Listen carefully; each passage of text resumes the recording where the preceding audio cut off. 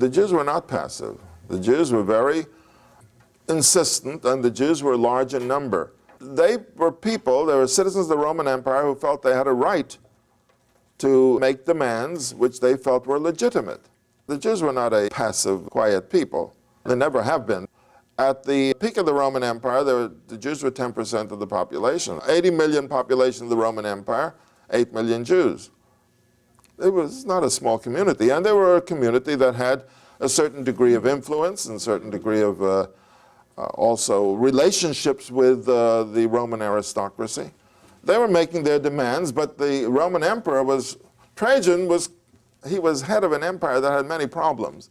And by the way, Trajan's column is a very famous monument in Rome on the main road which leads from Piazza Venezia up to the great wedding cake monument of Victor Emmanuel.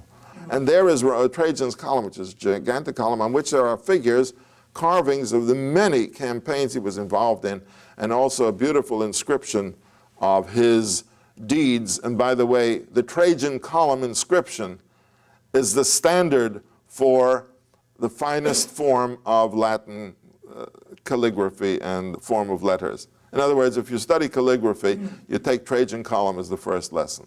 The Trajan column reflects some of the problems of the empire, and I believe that when the Jews said, we want your declaration of the temple to be rebuilt, I believe that there were Christians who came to him and said, don't let them rebuild the temple. And to him, Trajan, the year 117, Jews and Christians were two groups of Jews squabbling against each other. And why should he get involved in this problem? It's more trouble to tell the Jews rebuild the temple than he has to get involved in it than to say, look, I'm involved in many other problems. I have Germans rebelling in the north and these crazy Scotsmen and Britons and all that. So you see, the Emperor Trajan did not accede to the Jewish demands. I mean, this is my understanding of why the riots broke out in the year 117. After the passage of 70 to 70, you have 140. According to the Jewish tradition, the second temple was rebuilt 70 years after the destruction of the first temple. So now, approaching the year 140, the Jews begin again campaigning, and this time very strong campaigning, to the Emperor Hadrian. And they want the temple to be rebuilt. And now there's very strong propaganda on the part of the Christians. Don't let them rebuild the temple.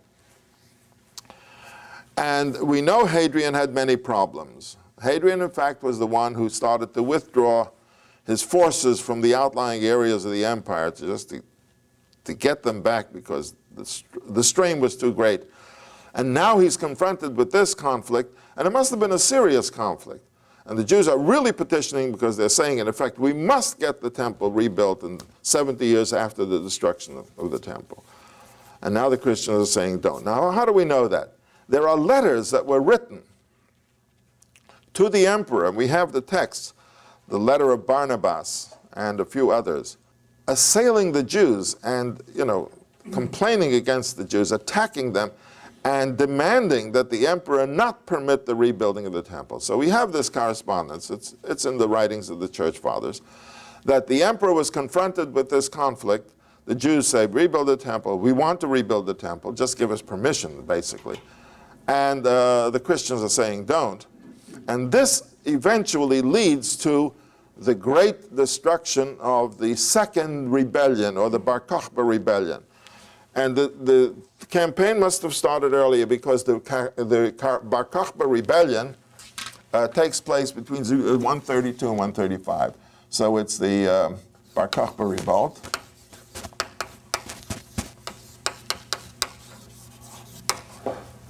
And the spiritual leader of the Jews at the time was Rabbi Akiva.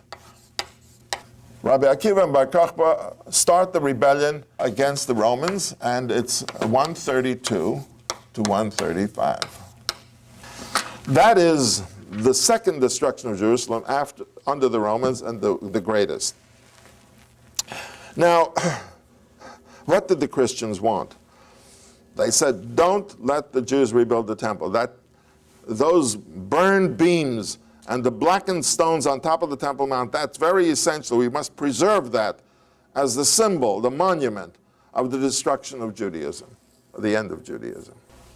The Bar Kokhba rebellion, I believe, is the result of this Jewish demand, and really forceful demand, that the emperor it's your obligation to tell us we have to rebuild the temple in Jerusalem. I mean, you must do it. And to them it was like a religious matter of greatest importance, because I believe they were basing themselves on the chronology of the rebuilding of the second temple after the destruction of the first one, and it was 47 years for the declaration and 70 years for the building.